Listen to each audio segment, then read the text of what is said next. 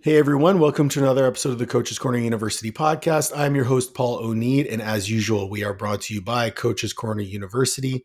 For the next little bit, you can save $300 off of our education collective by using code podcast300. That'll give you lifetime access to the platform for $50. I am moving to a subscription model in a couple of weeks. So if you subscribe now, you'll get access for life even after we make that switch. We're also sponsored by TC Nutrition, Barefoot Shoes, and Bacon and Barbells. Today is a really cool episode. I'm joined by someone who I've been following for a long time, but just haven't had the chance to connect with. Jason Colley, welcome to the podcast. Thank you, sir. Great to be here. For people who I get the pleasure of interviewing a lot of people who are like hidden gems, people who have so much to offer the industry, but I don't feel like not enough people know about who they are. So maybe give a little bit of an intro into, your background, who you are and what you do. Sure. Well, the background part, I'm born and raised in Chicago, Illinois. So that's where I was born, bred, but lived for many years, and then went to school out in Iowa, in the Quad Cities. Did my education there. Played football since I was, I don't know, knee high to my dad. And Mm-hmm. then was good enough and was, thankfully had the right people in my corner to go play college up there. And then I actually played a year of arena football out there for the Oh, Quad City cool. Steamers. So that was fun. Originally, I wanted to go into physical therapy, and I just I I didn't like school. I mean, I loved the weight room. I loved football. I loved that, and I just wasn't as good at school as I needed to be in order for me to get there. And then I kind of knew that. I excelled in all my courses when it came to exercise science, strength and performance, but everything else just had no interest. So they're like, why don't you do something where you could just really focus on, the weight room and that. And they're like, well, what can I do? I'm like, well, you can be strength coach. And I was like, cool, let's do that. And so they stuck me in all the exercise science and strength and performance classes I could do, and ended up coming out with a couple degrees in that. And then I was actually a strength coach out there for a local hockey team for a bit while I was playing in the arena team. So I did that. And then after college, I moved back home. My dad had cancer, so I moved back home. And then I ended up right where kind of most exercise science college graduates end up, and you end up at a big chain gym, right? You kind of get thrown to the wolves, and they're like, all right, here's 50,000 people walking through the door today. Go kind of fend for yourself. Mm-hmm. So I moved up pretty quickly from like regular personal trainer to, fitness manager to director at my first location. And even at my first location, gosh, this was, you know, 2012 or something like that, way back then. I had kind of my first pseudo mentor. His name was Richard Ohm. He's a chiropractor. He's huge in DNS. He does all the DNS weightlifting courses, and I didn't know who he was at the time. He was just some guy that was there, and when he would train, um, he would charge the most money out of any trainer there, and he just didn't care. And he would take on really high end clients, and he always did this really cool stuff. And it was DNS, it was all Pavel stuff, and so I was just Okay. fascinated. I was fascinated by it. So I ended up, shadowing him, and he ended up helping me with some powerlifting stuff because after college I powerlifted, um, and then through that, just continued to work through that sector for a long time. Powerlifted. I was a pretty good powerlifter back then. I got to train with some pretty good people. I was around Ernie Franz, so I was around his whole team. I trained Cool. with the Lily Bridges for many years, so I got to watch Eric and Ernie and Eric Senior. They coached me and trained me for almost a half a decade. So I really got some good exposure to powerlifting, what to do, what not to do, and then right around that time, just taking everything I knew, I was able to start just piecing together and helping people with their little injuries and their twinges and things that were keeping them and setting them back from training. And I kind of find a little niche for it. And so that began my first business, and then kind of evolved from there. And then I kind of bounced back and forth between the private sector, the big box gym, being a director of education um, for Equinox in Chicago for a bit, and then after that, opened up my second business, and then that was still in Chicago, and then eventually made my way out here to Tennessee. It strikes me as really interesting that you identified yourself as like a bad student, yet now you're an educator. Yeah, I How mean, like how does that work? I think it's all about finding the thing you enjoy, you know, and Mhm. just deeply ingraining yourself into that single topic for as long as you can, and then you're just able to take and piece together everything that you really find valuable, and then you're just really wanting to help others find the value in that. And to me, that's what teaching is. It's just relaying the message of what's important in a way that they can absorb it so they can take it and use it. And lifting was that, powerlifting was that, bodybuilding was that, training was that, movement was that. Um, and I thought, well, I don't want other people to not be able to learn this because I think it's really easy to learn if you find the right way to convey it. And so Mhm. I realized, understand that fitness changes people's lives, whether that's just being in the weight room and not really, maybe not having a goal, but just being there in general is going to do a lot for an individual's life. And so I wanted to be able to teach that in a way that helped them. And so, yeah, I ended up becoming more of a teacher, which is why I created Personal Trainer U, and really, want to take that and keep continuing to push that, so I can really kind of help younger coaches, younger trainers, um, understand the important factors that really help drive progress long term for their clients. Being in with a trainer, being in the gym is one thing, but can you get the best out of your clients? And I think that starts with understanding training, biomechanics, movement, and things of the like. Yeah, I totally agree, and I found it interesting because I find in the education space, whether it's fitness education or any sort of education, the best teachers are either the ones who were bad students and had to figure out how to make it work for themselves, or they're the ones who were good students but just hated the way education was like kind of orchestrated. I fell more so into the latter. Like I was always a really good student. I got great grades, but the way in which I was taught just never resonated with me because nothing is ever black or white. There's it's always gray area. There are trade-offs to every decisions that you make. And for me, that's where I find the most enjoyment in our process because it truly is the art of coaching. And the more you dive into it, and this is kind of the direction that I want to go with our conversation today, because you're someone who I feel does this very well, is accumulating this large toolbox of information and understanding that regardless of who is in front of you, there is a way to accomplish the goal. And that way to accomplish the goal might be counterculture. It might be against the grain, but it still works if you can validate the reasons why you're making the decisions that you make. Sure, I think there's quite a few nuggets you could take right there. I mean, um, I always came from the priority is my client, and nothing really matters in terms of the tools that I use if it doesn't have outcomes for my client. And I think earlier in my career, you get a little shiny toy and you really just want to use it as much as you can. Oh And I yeah. and I think there's good to that, and I think there's bad to that. I think the good part is you find out that this tool can't fix everything, and then you Mhm. realize that this tool can really only be used for certain things. And then there are some universal tools that really can be used for anyone regarding any context.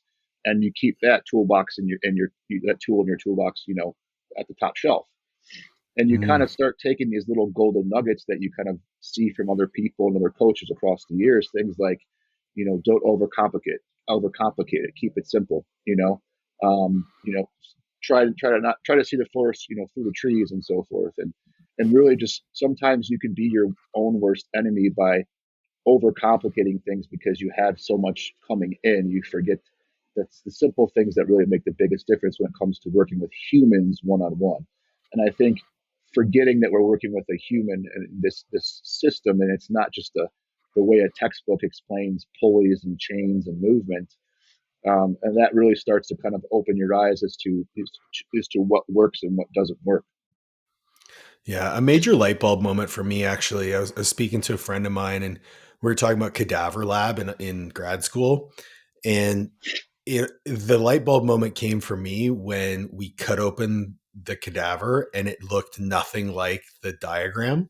Yeah. And I was like, if I'm learning about anatomy from this diagram, but every single one of these cadavers looks different under the hood, is there really one way to do it? And it was just like mind blowing to me at the time because I was a very stubborn young coach. Like I had my way of doing things and that was the right way. Luckily for me, I had some great mentors. Um, what was maybe a light bulb moment early on that opened your mind to the way that things could potentially look? Now, when you say potentially look, you mean with just people and how they move, how they train? Anything related to your coaching practice, like something that changed the game for you. Um,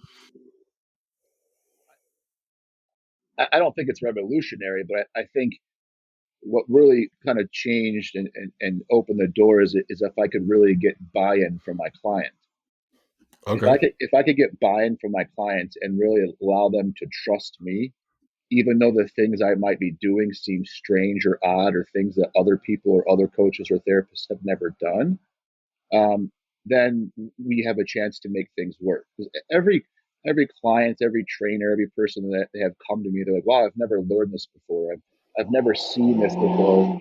I've never used this before." And to me, that light bulb went off, and I was like, "Why aren't they seeing this? These are things that need to be seen and need to be taught in order for us to really make and improve progress within the industry." And there was a video that I put out on Instagram when I kind of launched PersonalTrainerU, and I was like, all I want to do is be able just to help drive this field forward, even if it's 1 inch.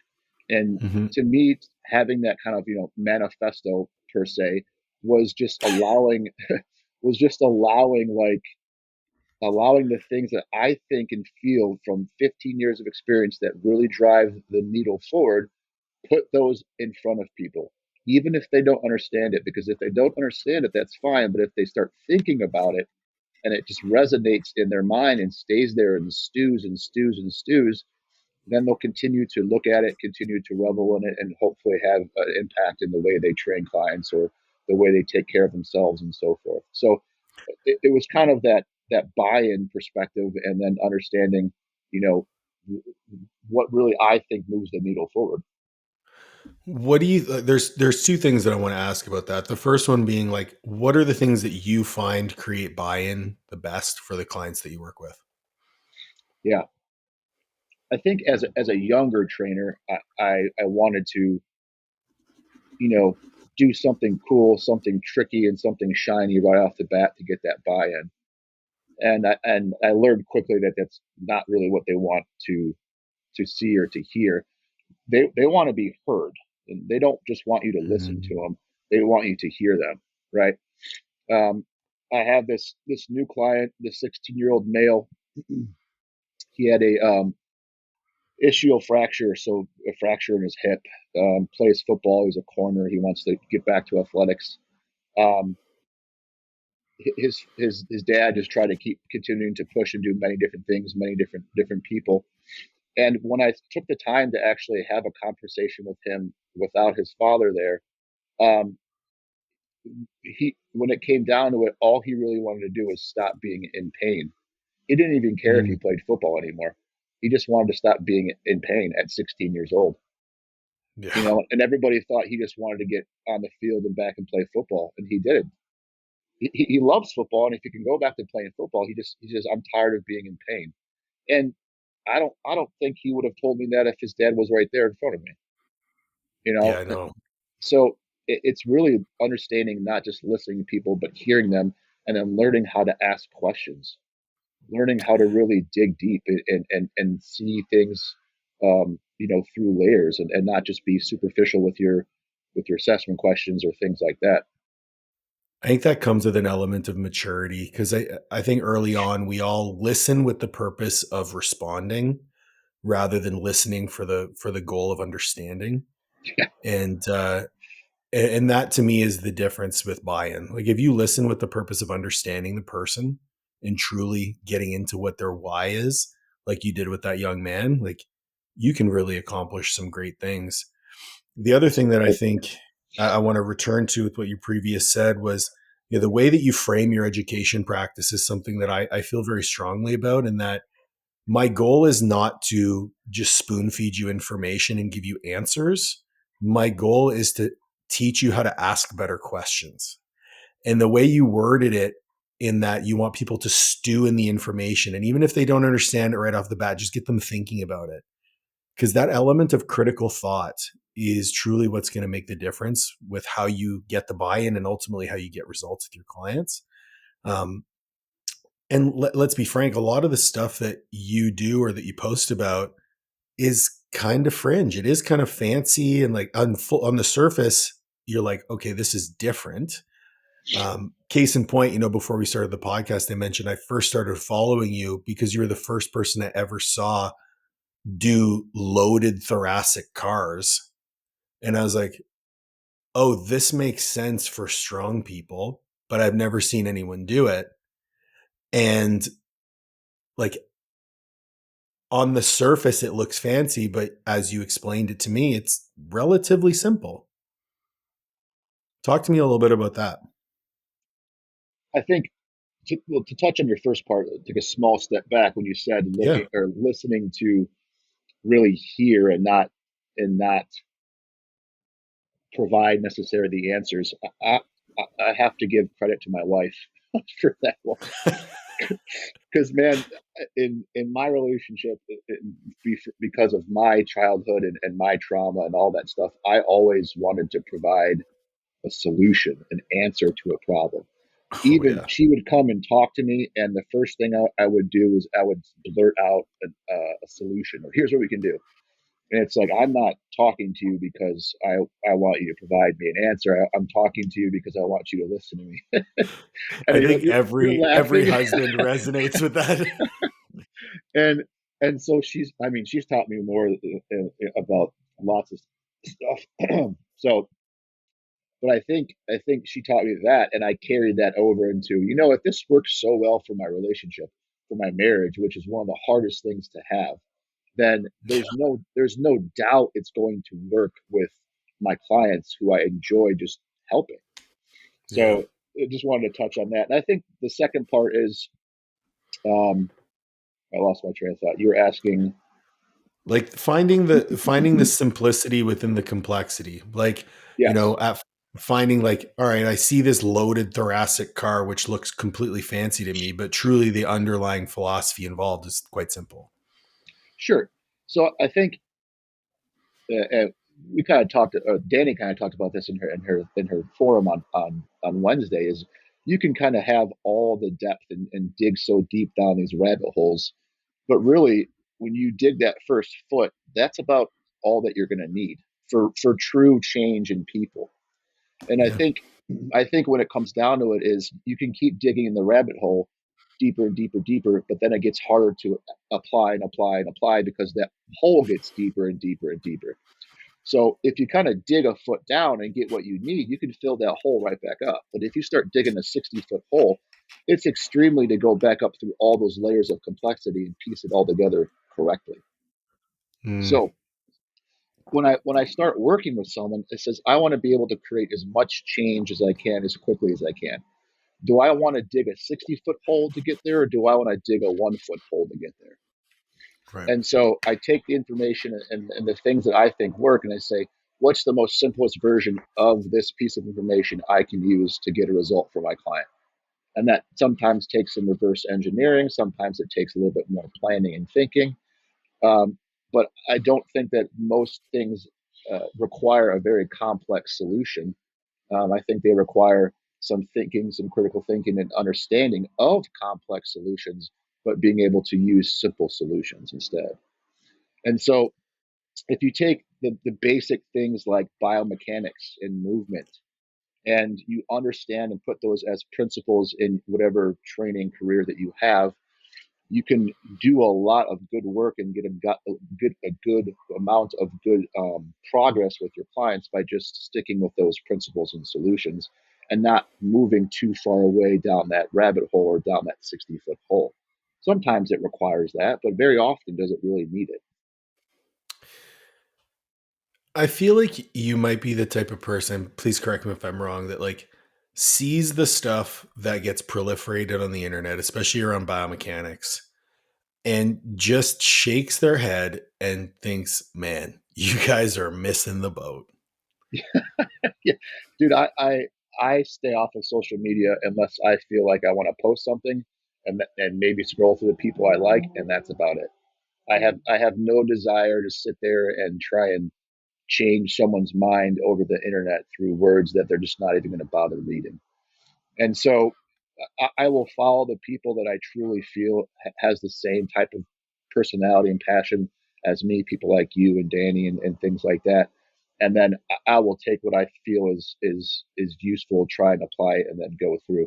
But I mean, and to be honest, maybe that's sometimes why I'm not as known as some other people in biomechanics worlds, because I don't feel the need to put up fluff on the internet for the sake of having a calling or a following.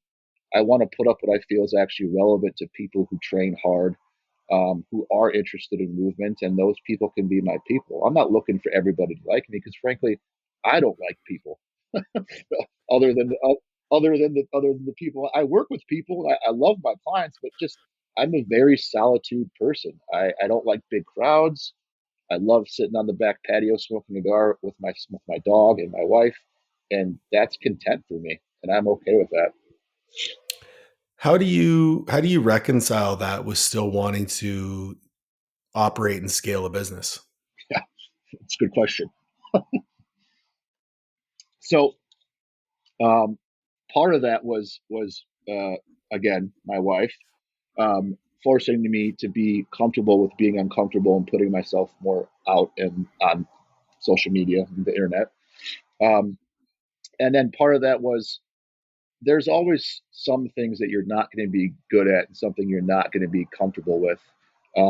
But in the overall arcing picture of what you want to do for people, it's going to be necessary. So you just end up doing things that you really might not enjoy the most, or you just try and find enjoyment in it.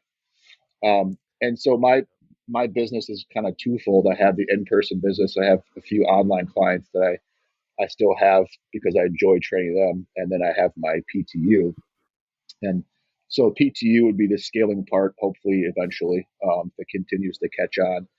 Because at my age, I don't want to be in the gym training 35 to 40 hours a week. You know what I mean? So that's kind Hmm. of kind of that aspect.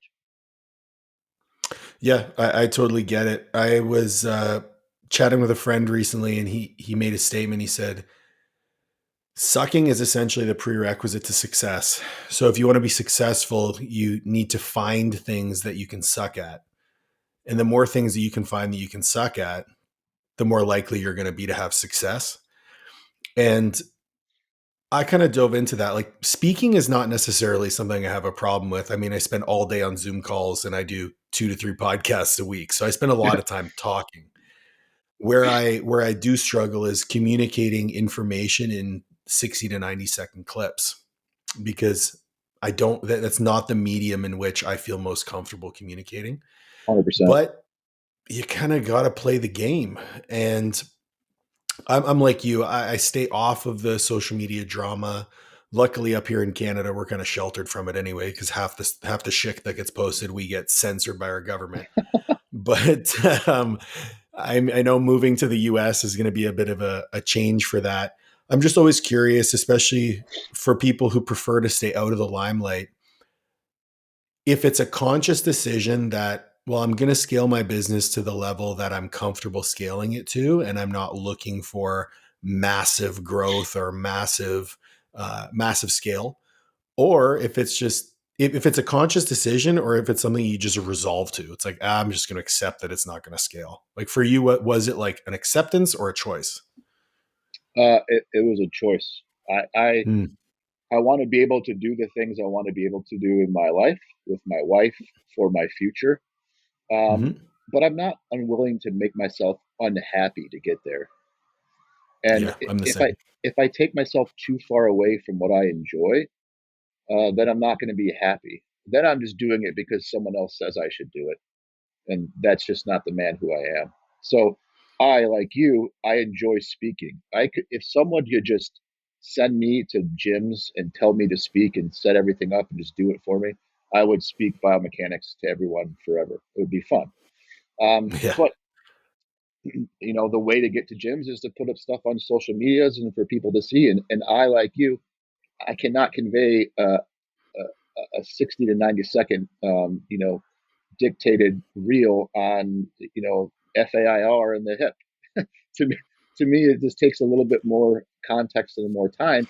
And you should see the amount of B reels that I have on my iPhone of me just messing up, just blabbering on and being like, well, this is a 4-minute video, so I can't do this. And, it's This just, okay. I'm gonna give you the number one hack here. You need to hire an editor I know. overseas because the number of so I sent my guy a clip the other day. It was me talking for probably 6 minutes and just completely fucking up like 6 or 7 times. And he made it a 45-second reel. I was like, I'm like, this guy's the best. I don't have to do anything. It's great. I'll give him, if you're interested, I'll send his contact over to you. Yeah, But I love that. I think more people need to be open about the choices that they make with their business, especially successful people who have impacted the lives of a lot of people over the years, to say, hey, I could be doing a lot of things to grow my business, but the goal that I have with my business dictates that there are only a few things I should be doing. So there's this 100%. massive list of coulds, but if you're really clear on your values and your goals, the list of shoulds is actually quite small. So 100%. if you want a business where you can earn X amount of dollars to pay your bills and save for your future, that's great. There's probably not a lot of things that you need to do to get to that point within this day and age and your ability to generate revenue online.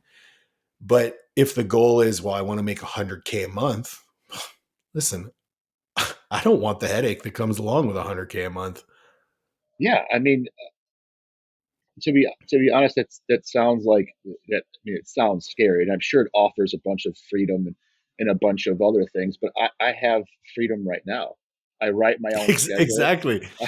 I write my own schedule. I train who I want to train. I set my own prices. I do my PTU with the people who want to learn. I launch those when I have the time and when I want to. Yeah. And soon enough, things will change where I'll have to pull back on in-person clients and start being more, heavier on the online presence. And I understand that, but until that point comes, I'm going to be where I'm at now. I'm also a person who sometimes needs a kick in my ass, and my wife will gladly provide that because she's a huge motivator. So shoot, we have those conversations of where are you at this year? What it is that you really want to drive. What do you want to do? And I think I'll tell her this and I'll tell her that, and she'll be like, she'll hold me accountable, and she's great at that, and I need that. And so I think it's just, I first stuck to pillars and principles when I was over at Elite FTS with Dave Tate, and when he Mm-hmm. just he just stuck to his principles and his things, and he never left those. And man, he took, it's just amazing to hear his story over and over again. He took a little call from the back of a magazine, and now he's got one of the most sought after strength information businesses, and so forth. And so, and he wasn't a great learner either. So Yeah. I think there's a lot to say about that. And you know I think more people can understand, um, that when you are starting out, there's not this bullet that you need to catch a ride on to get to make 100 grand a month. There are many ways to go about doing what you're doing and enjoy and make money doing it. You just have to sit down and find out what that is. Absolutely. I love that. Let's shift gears a little bit. And I do want to Yeah. talk about biomechanics because I know it's an area that you excel in and Hmm. love teaching. Um, Personally, I obviously, did an undergrad in kin, master of science in exercise science. I know biomechanics, but biomechanics, the way it is being taught, let's say in school, and I'm going to say taught online, it's not being taught online, proliferated online, is a lot different than biomechanics in practice. one of the areas that I think you could provide a phenomenal insight is the interaction between the actual, I mean, structure of muscle, function of structure of muscle, action of muscle, and then function of joint systems. I feel like that last piece gets ignored and conflated to a large degree. Talk to me a little bit about how you conceptualize, biomechanics on the whole. Well, I mean, it depends on the context I'm trying to explain it. If it's in my PTU course, that's a little bit different than I'm trying to than explaining it to someone in person. Um, Mm-hmm. but let's just say I'm talking to a client, okay? Because Mm-hmm. most of the trainers want to probably understand who are listening to this are interested in how to convey a message to their client. So structure is going to set your foundation in terms of your internal environment, right? So it is the foundation, it is the brick and mortar of your house, and then you have the muscular system that lays on top of that. So you have your siding, you have your drywall, you have your everything that goes on top of the house, and it's only as useful as the structure and foundation is how firm it's built. Okay, and then within the environment that you're in, let's say you live in a warm environment or your house is in a cold environment, that structure can be impacted by the warmth or the cold. So your muscles can constrict or they can expand, and they can contort that structure over time based upon that external environment. And so you're always trying to dictate the external environment and how it interacts with the internal environment. And then within that internal environment, you're always taking into account how that superficial layer, the muscular system, is always overlapping on top of that structure and the deeper layer. And so you have multiple things that are kind of trickling down this pathway. And so even though we can have a muscle that goes insertion to origin and so forth, and it looks like a bunch of pulleys, it's actually not, because you have a structure that might be already bending, or you have a structure that might already be warped, so to speak. And so Mm-hmm. the muscles don't actually activate or move in the straight sense of insertion to origin. They're not just A to B. And so understanding that when in the context of biomechanics allows you to kind of move through and say, okay, it's not perfection that I'm looking for in the sense of biomechanics, because there's not perfection within the human system, within the internal environment. I'm trying to make sure that my client can move in a way that they can continue to progress whatever goal they want. So if I can get my internal environment to be not as influenced by the external environment, then I can have my muscular system overlapping my structure, and then I can have that actually move in a way that allows their biomechanics to unfold properly. So I think people just try to look at biomechanics in a vacuum and be like, all Yeah. right, your hip's supposed to IR here, your hip's supposed to ER here, not taking into account the structure, the environment that they're in, the stress, the biopsychosocial model of how humans interact with their environment, and then just try and dictate it online as it's as simple as moving this way and this way. So I think that was beautifully explained. Yeah, 100%. That was something that Danny kind of opened my eyes to when I was working with her, because I worked with her for about 2 years as she was my coach, and I was dealing with a ton of, it's mostly hip issues, hip and knee, prior to my injury. And one of the things she said when I was talking about, like, hey, I feel like I'm lacking IR here, and she's like, well, you're not really lacking IR. You're able to IR, but the problem is that you're so ER'd to begin with. Your IR doesn't bring you into IR. You're because you're still neutral. in.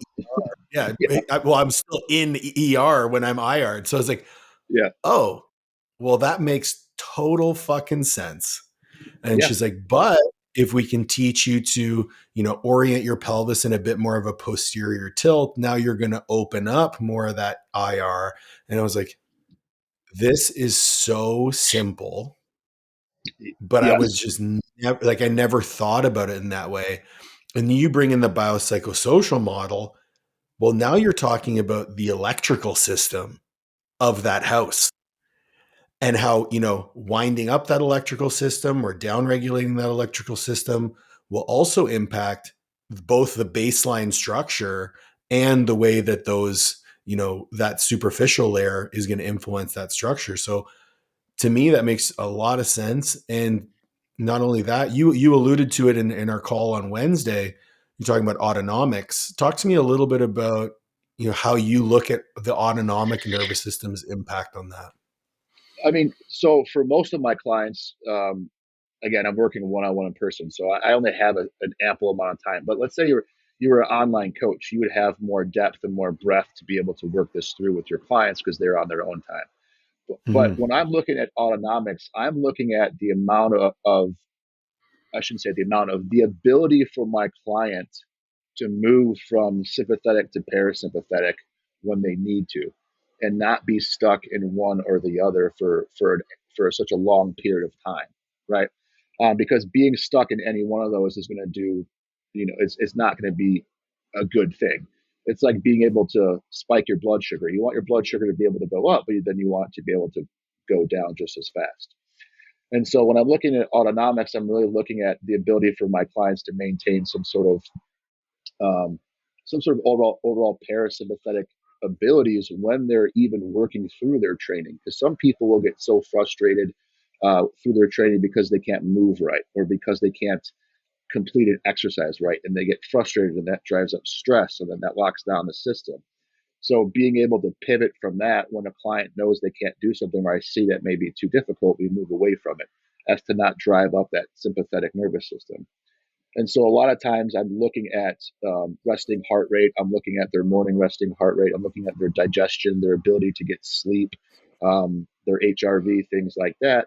And I'm using that and seeing how they're coming in on a consistent basis and how when those autonomics are off, what that does to their system. Does it mean I have to spend more time in their specific or general prep warm up getting things to calm down? Or do I need to stiffen them up a bit and get them even more excited? And I think so many people, what's funny is there's so many people go into actually the weight room and always try to mobilize everything and get so warm and loose and ready to go. But what you're actually asking your body to do is just to learn how to be stiff quickly. And I think that just gets overlooked. And so a lot of my clients actually learn how to do stiffening drills or excitement drills and things like that to actually rev their system up without actually driving their autonomics up through the roof. And you could do that with very low level plyometrics. You can do that with overcoming isometrics and things like that, yielding exercises and things like that to actually prep the body to learn to get stiff. And when you actually allow a muscle to get stiff and move at the same time, what do you have? You have a muscle that can lengthen properly and you have a muscle that can shorten properly. And then you have a structure underneath that can kind of move with that muscle without having to be stuck because it's doing what the muscle should be doing, anyways. So that's kind of how I look at autonomics in terms of my clients. Yeah, and I think it plays very well into the influence of autonomics on biomechanics, especially with different personality types, different Yes. demands of training. Thinking back to I coach a lot of lifters, and I coach a lot of lifters who are stressed. So while lifting does require a lot of sympathetic drive, if they're walking into the gym already sympathetic, do I really want to drive that up even more? Probably not. I probably want to bring them down a little bit and then let them train. Whereas, using myself as an example with bodybuilding, I'm coming into bodybuilding as a power lifter with a ton of sympathetic drive and a ton of arousal. So most of my warm-ups for my bodybuilding training are now down regulatory, trying to get my body to chill the fuck out, create expansion when I'm all compressed. And like it's been a game changer for me. You laughed when I told you about some of the shit that Danny had me do with 60 rep sets of leg press. And on the surface, again, you look surface level, you're like, oh, that's pretty fucked up. But what that allowed me to do is breathe. And Right. breathing relaxed me. And when I got relaxed, all of a sudden my range of motion opened up. Lo and behold, my pain went away. Yeah. And it's just this underlying this understanding of the multi-level layers of biomechanics, and that shit doesn't get talked about online. 100%. So like if you extrapolate that and kind of take breathing, the autonomic part of that, and how the diaphragm moves and descends through the rib cage, and how it contracts, and how exhaling and inhaling, will challenge the structure of the rib cage and everything else. Like just that simple concept alone, you understand how three different systems interact at one time: Mm-hmm. autonomics, muscular, and structure. Right. So right there, simple as that. And that's what we talked about earlier, is just taking a the super complex, or could be complex, principle. If you dig a 60-foot hole, but if you just look at the very first foot, you understand that, okay, I need to do some sort of breathing. I need to do some sort of understanding of my client's nervous system and where they're at. And I need to either stiffen them or I need to move them a bit more. Right. Mm-hmm. And so imagine how many trainers can just improve the quality of the outcomes with their clients by just understanding those three simple things in the 30 seconds it took us to explain it. Yeah. Right. Yeah. How has your own journey in athletics, I mean, going from athlete to power lifter and then bodybuilding, how much has diving into your own training and your own journey influenced your ability to coach others? Oh, tremendously. Yeah. I think whenever you push your body to the precipice of whatever sport or activity it is, you learn certain things about yourself. And then you understand that you're able to push yourself to places that you never thought you would be able to do. And if you really take a step back and realize that I'm not a professional athlete, I'm not really someone special, everybody in some way, shape, or form has the ability to do this. Mm-hmm. And so being able to extrapolate that from people and have them see that they're capable of doing it is a large part of why I do this. But from a powerlifting background, I think what I learned most was just how to be extremely uncomfortable and understand that just because Yep. I feel like my legs are going to snap, that doesn't mean they are. Right. They might. They might. I I mean, they could tell might. you. I Sorry, could. They sorry, might. sorry. Too soon. Very too soon. So yeah, I mean, I learned from that, from bodybuilding. It just reminded me that there's a lot, that bodybuilding is 1% in the gym and 99% outside the gym. Oh yeah. And I think people who come into the gym think the opposite. The gym is 99%, and what I do is outside of it is 1%. And so there's little things that I take from here and there. But I mean, powerlifting taught me a lot in terms of what not to do as well. Um, how easy, like, everybody spits out the word fatigue these days and overreaching Oh and stuff like that. God. Dude, I spent 5 years lifting with some of the strongest fucking people. Sorry, I didn't swear. No, yeah. Go ahead. Some of the strongest fucking people on the planet for 5 years, and I never deloaded once. Now Yeah. No, of maybe course not. maybe I did a little bit more volume and I didn't do singles as much and things like that. But there, you have to get to a place of understanding what overreaching is and what fatigue actually is before you feel like you're all of a sudden a fatigue management specialist, right? And I thought the whole point of bodybuilding per se was to train in a way that absolutely would elicit a change and adaptation to your system. And now we have people who are saying, I want the most change in my adaptation in my system, but I want to make sure I do it in the least amount of fatigue possible at work. And I think we're taking a small step backwards there, Massive step backwards. in, Massive. in terms of training, because I remember when I trained with professional bodybuilders and guys who were at North Americans, things like that, I would train for 2 hours at a time. I would train for, you know, 20 sets of chest and things like that. And granted, my recovery was good enough because I was a young buck and I could do that. And I grew a shit ton. Mhm.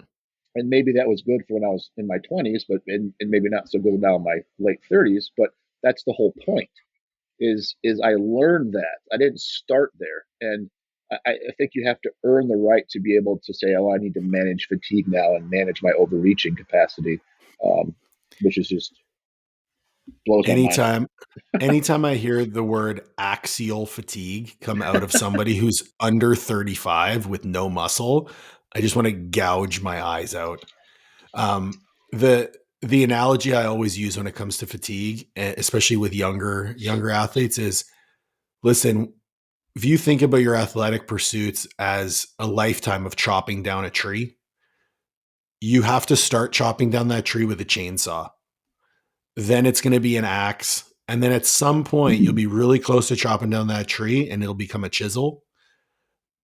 But stop trying to worry about how much fatigue you're going to do and go squat. Like, Yeah. do some barbell rows, learn how to control your body through space. And that's probably the soapbox I'm on right now is these. We need to get back to some internally stabilized movements here because you're absolutely handicapping yourself on output on your externally stabilized movements if you have an inability to control your body through space. Oh, 100%. Like just relying on so much stability from and this gets covered by people on social media because of whatever reason. But I mean, that's what powerlifting taught me is, I had 700 pounds on my back. How do I stay in the middle of my foot so I don't move to my shin or to Yeah.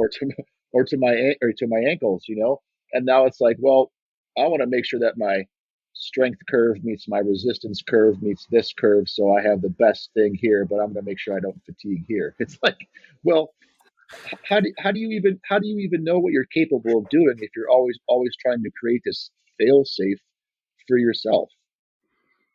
And I never got into training because I wanted to create a fail safe for myself. I got into training because it was an outlet for me to be able to push myself Mhm. in a way that the outside world doesn't understand.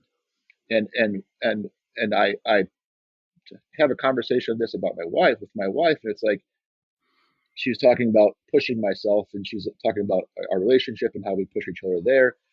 And Yeah. she's like, well, let's push our relationship in the way that you push training. And I'm like, whoa, whoa, whoa. I push training. I push training with reckless abandonment. I'm not going to do that in a relationship, and had to Oh kind of yeah. walk through that. But I don't think enough people do that. And I think if they did, they'd find out a lot more about themselves. And I find out stuff about myself at 38 today, continuously as I push myself and train in that fashion. I mean, that to me speaks to the true nature of our roles as coaches. A conversation that came up today with a client. She's very new to my style of training, which is much more of like a high intensity model, um, 2 to 3 sets to failure kind of thing. And she sent me a video of her leg extensions. And the first rep looked exactly like the last rep. Her technique was great, which I was happy about. She's like, "Oh, coach, I'm dying." And I was like, no, no, you probably had 10 reps left in the tank. And she's like, 10 reps? Are you serious? I was like, yeah. She's like, okay, what am I looking for?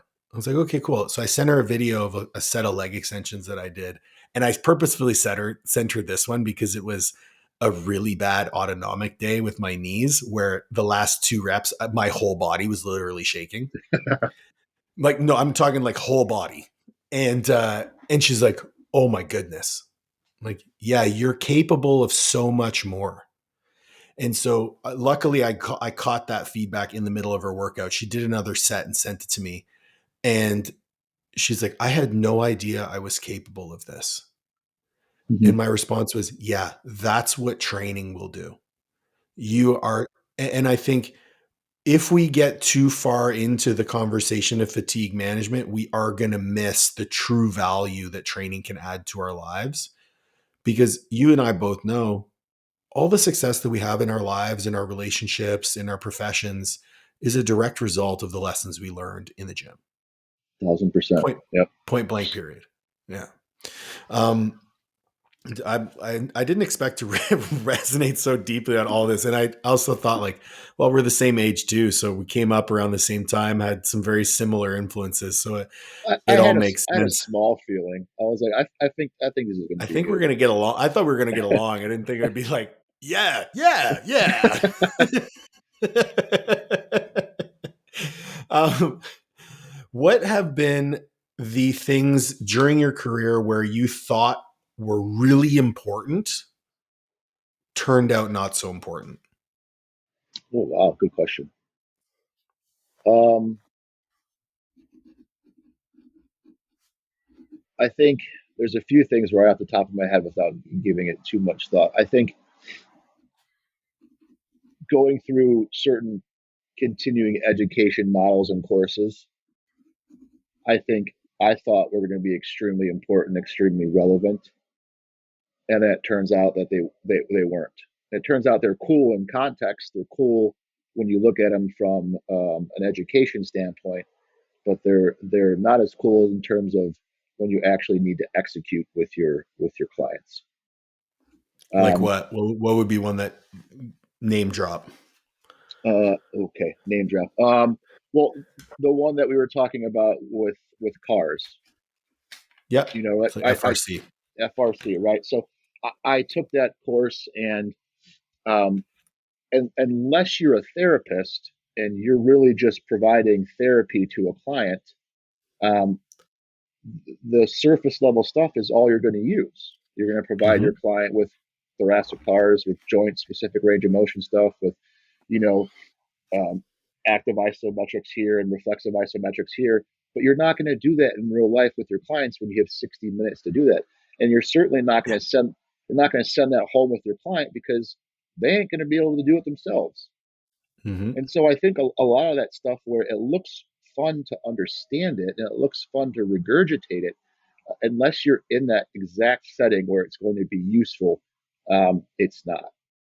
And I think Danny talked a lot about that with PRI, and the same thing is I did a lot of PRI, not courses, but just literally engulfed myself with reading everything I possibly could, and realized that you can get so far down this rabbit hole that you end up spinning yourself like a top because now you don't know which is which, left or right, because everything just moves on an axis and is like a helical DNA piece of DNA. So now Right. your whole reference point, and so I found parts of that to be useful as well. And then finally, I got to Bill Hartman's model, and that's the one that made the most sense to me from a just ground up perspective. And so I resonated with that one the most. But then, even as I got further down through that rabbit hole, you realize again the amount of work that you have to do if you were to fully use his system to use on an individual. You would not be doing training most of the time. You would just be fixing stuff. Yeah. And it's like I'm not in the job to to to be a therapist. I'm in the job to let people and find a way for people to train for pain free, or pain free less, and move in a way that they can do what they need to do. And so I think the biggest light bulb has been that is just understanding that a lot of these things in context are cool, but at the end of the day, there are just a handful of things that really work over and over and over again.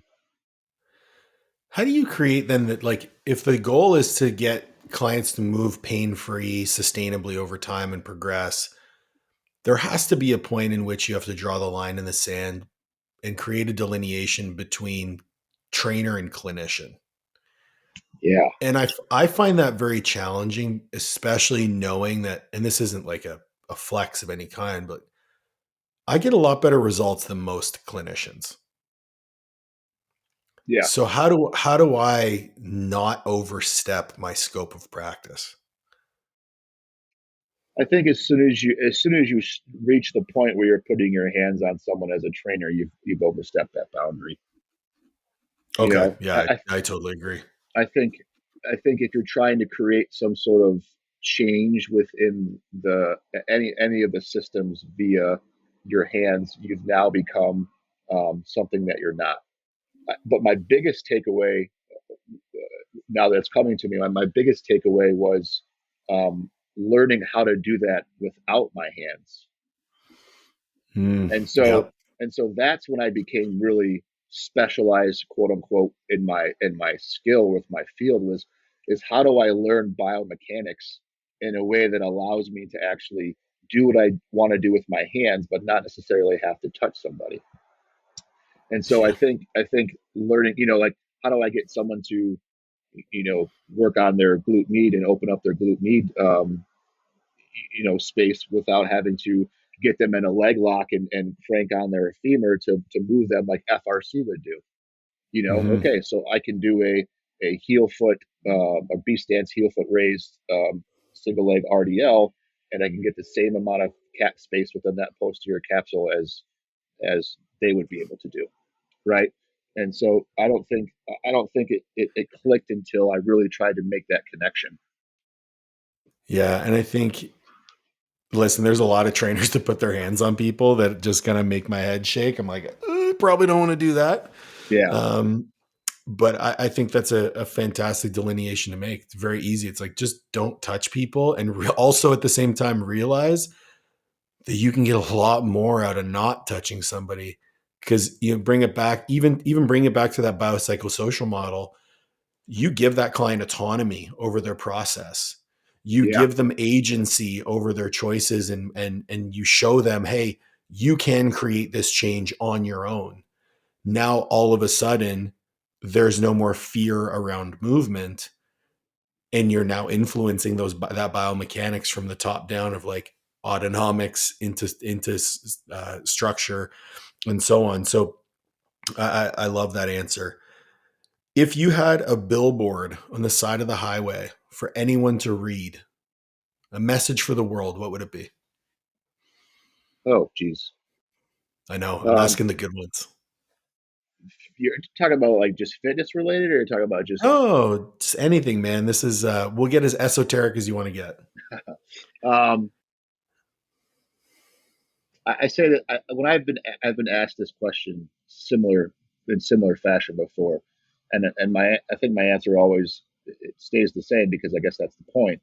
Um, is stick to your truth, and that sounds unbelievably corny when you think about it, but there were points in my life when I wasn't truthful to who I was and what I really wanted to do, and Mm, I became unhappy. I became unsatisfied.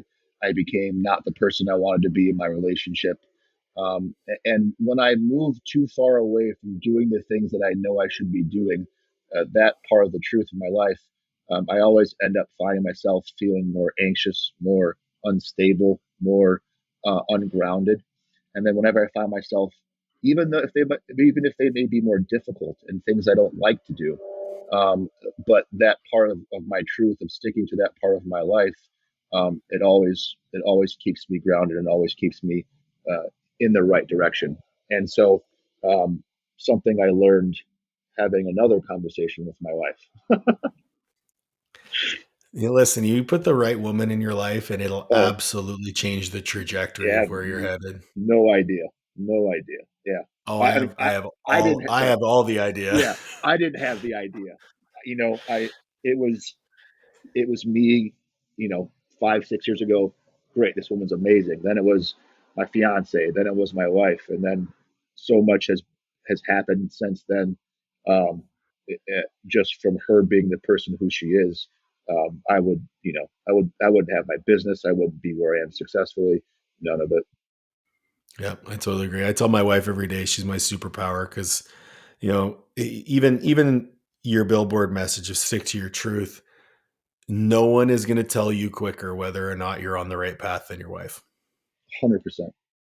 And it also pains me that it has to be her because from the sense that like it's just another time that you're right, and I know you're right, and it's like it just it eats me in a way where I'm like, fuck, you're right, I know, but I wish it wasn't you telling it to me, because you don't want the person you love the most to also be the person to tell you the bad things, right? But it ends up just happening that way. Yeah, I think the day you get married is the day you realize that you're forever wrong. Yeah, yeah, But it's like another thing with, stick to your truth that resonates with me too, and something that I absolutely ascribe to in my own life is you have to actually take the time to figure out what that is. yeah, And I think a lot of us, whether in business, in our athletic pursuits, we just kind of go towards where we think we should. Again, shoulds and coulds, where we should. But is that actually where you want to go? Is that actually truly the direction that you think your life should take, will take, you want to take? And to me, taking that pause to do the reflection work to realize, is this truthful for me? Because I felt that same anxiety, that same unrest, unhappiness. I'd even use the D word, depression, that comes along with not living that truth, and it's a very powerful thing when you figure it out. Um, Go ahead. Yeah. yeah. I mean that, and along with just doing a. This is turning into like a different It's conversation, okay. but I love it. that, and like doing a whole bunch of shadow work and just understanding, you know, what that other side, that non-truthful side looks like, and why does it look like that, and understand that it's always going to be there, and it doesn't necessarily mean it has to go away, but just understanding that it's there gives you more power than you'd ever realize. I And can I so can always I can always tell when I'm on a podcast with somebody who's been to a lot of therapy like me. I'm like, oh yeah, this guy that gets it. it's the yeah, that's the word. Yeah, they use that a lot. But yeah, I mean that that really helped me understand, like, there's different parts of people, and you put all your good parts into the business, you put all your good parts into the training, and you put all your good parts into your relationships and stuff like that. But there are also those parts of you that are from your past, from your different things that have happened to you, and they're always there. And it's just understanding that that's okay, and then understanding it and reflecting that other people have those too, and that Hmm. just makes you even more relatable and even more uh, um, equipped to take on people when they're in pain or when they have specific problems, and understand that you know you know they're going through it too, and this is important to them too. I'm sure people don't spend their hard-earned money on a coach because it's frugal. It's because it provides something for them, and knowing what that is, it makes your job a lot easier, more fun, in my opinion. I love it. Last question I have for you: if there was one person that you would like to see me interview on the podcast, who would it be? The caveat is that you have to help me get them on the podcast. Oh shit. I know. Get you to do my job for me. Um,